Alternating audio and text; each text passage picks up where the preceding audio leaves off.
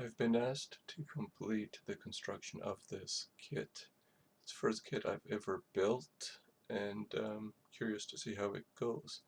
I'd like to know if it actually assembles as easily as they say on the instructions. When the box was delivered, I was actually quite surprised at how heavy it was, so very curious to see what's inside. Okay, opened the box, pulled out all the pieces, everything's made of MDF, pretty sturdy, 3/8 inch thick, quite surprised. I was expecting something a little cheaper. Anyways, I guess I will start reading the instructions to determine how this house goes together.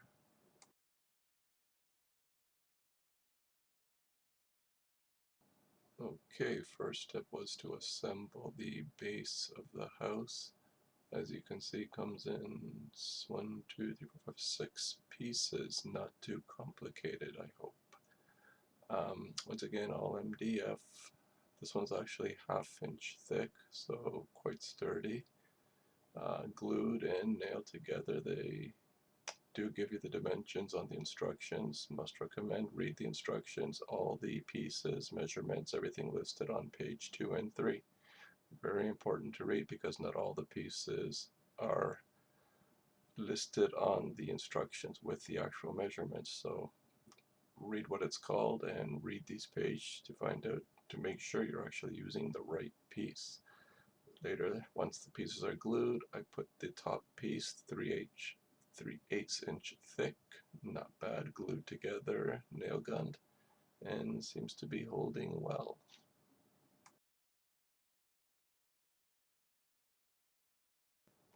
Okay, so after gluing the base and that together, I assembled the 3 parts for the bay window. Make sure you glue these pieces together correctly, otherwise you'll have a nice surprise. I glued together the 3 pieces for the chimney cap. Quite easy to do. 2 pieces of MDF and a piece of wood.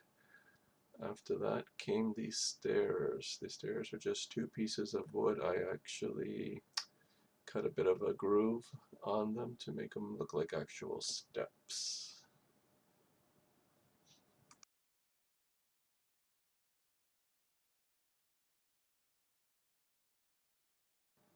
Okay, at this point here I glued the 3rd floor pieces together. There's 2.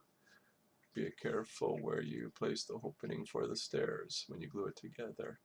You need this so you can draw the outline of the ground floor and the 2nd floor pieces to glue them in place. Very important. As you can see, I added a little extra. I cut grooves where the front porch would be to make it look like boards. At which point I proceeded to paint these pieces white. You could make them thinner. I actually made these boards 3/4 inches, kind of large, but it's supposed to be for a child, so I figured you could get away with that. Okay, so this is where some of the fun begins. Painting. It's very important to paint the main frame of the house before you assemble, because once you assemble, it is obviously a little difficult, especially since I intend on doing this multiple colors. Now, if you're just doing it one color, I guess you could assemble it and paint it after. Okay, so at this point you're gluing the very first 2 pieces to the base. Make sure these are glued together as accurately as possible. Otherwise it will throw off the other pieces as you glue them together. So once again, be very careful. Once again, I also use carpenter's glue. I find it is a lot stronger. Hot glue holds instantly, but it does not last. Once those 2 pieces are glued together, you will be gluing on the side ground floor walls. As you can see, that was where the 3rd floor came in, and I drew the outline so I knew where to glue these pieces together. Once again, very, very careful. Try to glue these together as accurately as possible.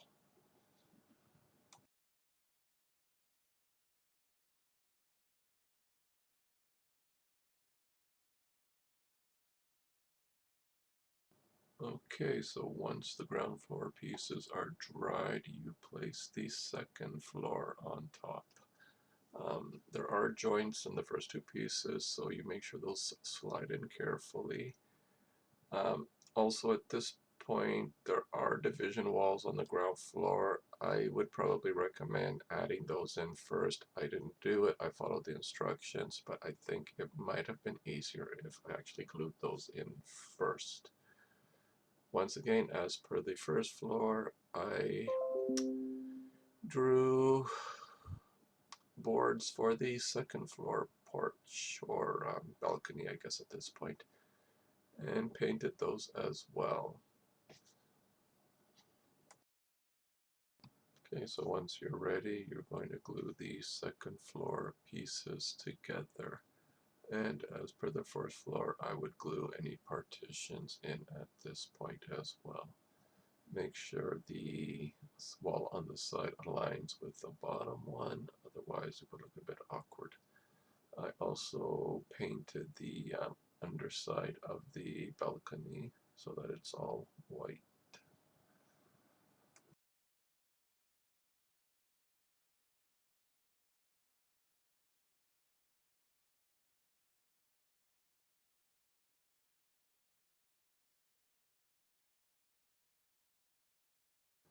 Okay, once the second floor has been assembled, you will complete the construction of the bay window on the ground floor. You'll first glue a piece of MDF to the base piece. After that, there are three pieces for the base below that, which are glued together and put in place. Once those are assembled and dry, you will put the three-piece bay window on top of that. And once that is glued into place and dried, you will place the cap. This is also made of just one piece of MDF, which I've painted white as well.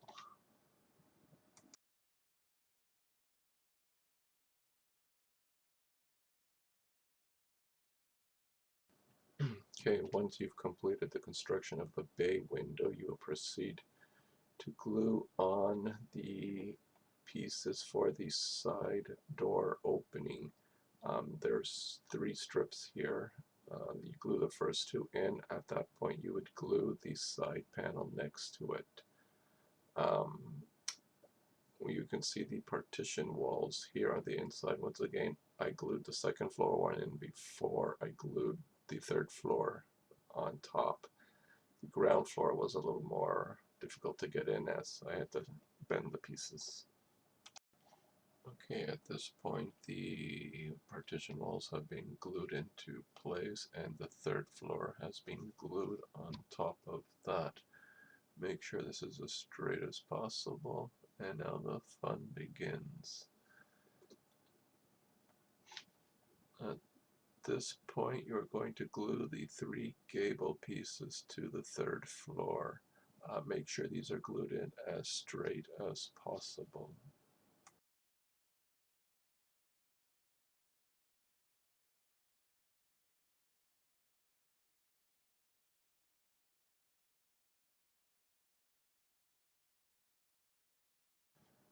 Okay, at this point you're going to draw the lines on the roof pieces as per instructions.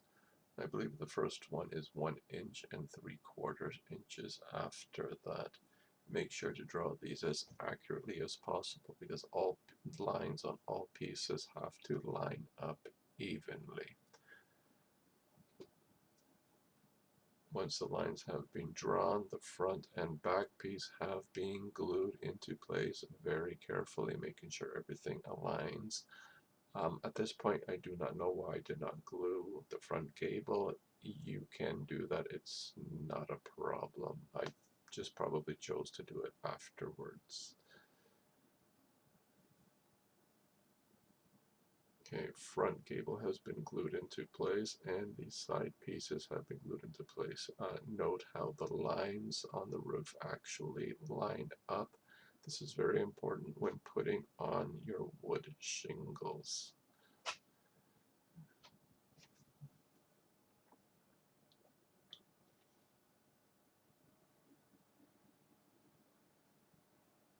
Okay, this is from the other side. Once again, making sure lines all line up evenly, pieces all glued and left to dry.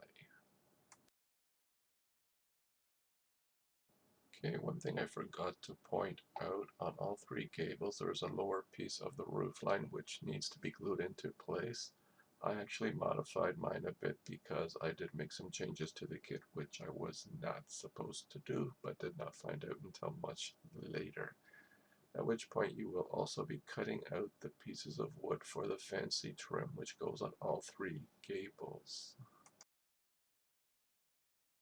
Okay, so this was more of the fun. You're going to cut the pieces for the gables on the two sides as well, making sure to cut these as accurately as possible, especially if they're going to be painted different colors as I did.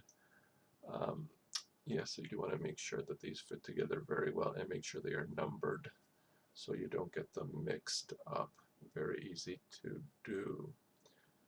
As you can see, I've painted my pieces three different colors, a fuchsia, yellow, and a lighter pink than the original color on the house.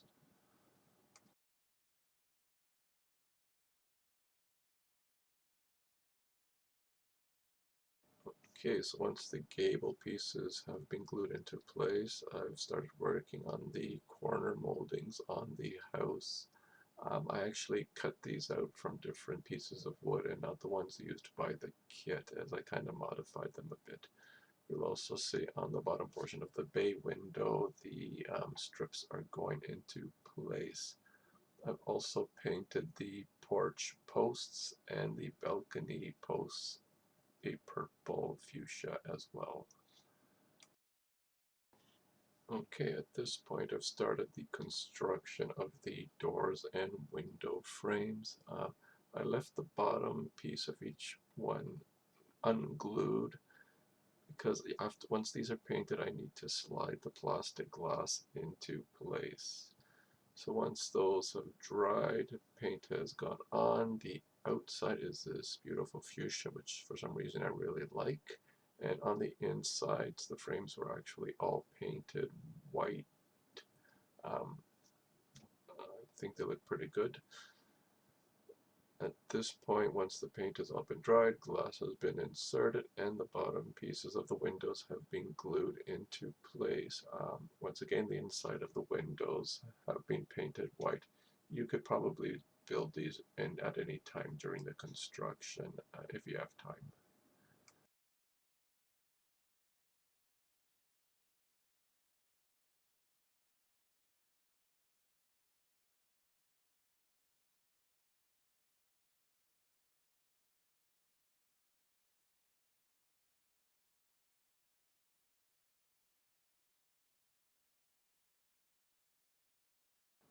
Okay, for the assembly of the railing, I actually cut the bottom piece a little because it was exactly the same as the top and it just didn't look right to me. Also, the pieces were painted separately, making gluing a little more difficult as the glue did not stick very well, so I had to be a little creative and added a lot of glue underneath the top piece of the rail where you didn't really notice it. If you tend to paint these all one color, probably best glue it all together first and then paint so that it is stronger.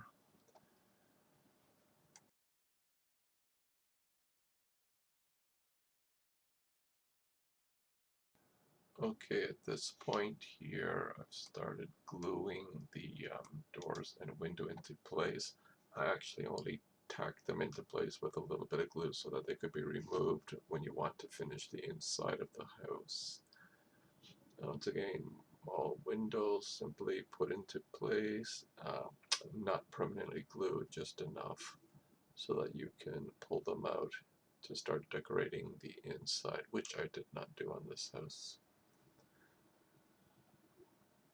Another view with the railings and posts ready to be put in place. Unfortunately, not sure what happened, but I lost pictures showing me installing the posts. Um, you'll also see the gable pieces that were added. I actually modified the kit quite a bit when it comes to the roof line. So none of these additional pieces are actually in the kit. And also, for some reason, I lost the picture showing the installation of the side opening door, which you see in this picture here. But it was quite easy to do, so it was no big deal. Once again, shingles are all in place, and they are ready for staining. I actually used a green oil-based stain and just wiped off the excess. Here's the roof entirely stained. Also on the chimney I used some plastic brick and painted it just to give it a little more of a realistic finish. Once again, the porch railings, if this is for a kid, not really happy with the way it's assembled, not very strong. All the pieces are actually glued. In this case, I actually pinned the railings to the posts, and I actually pinned the posts on the top and bottom. The balcony posts are actually drilled right through and pinned into the posts below to make them much stronger. The railings were secured as well with a nail gun, making it a little extra stronger.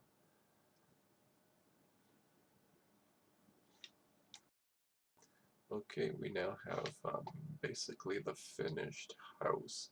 You notice the additions to the gables, and well, it's very colorful. Hopefully you like it.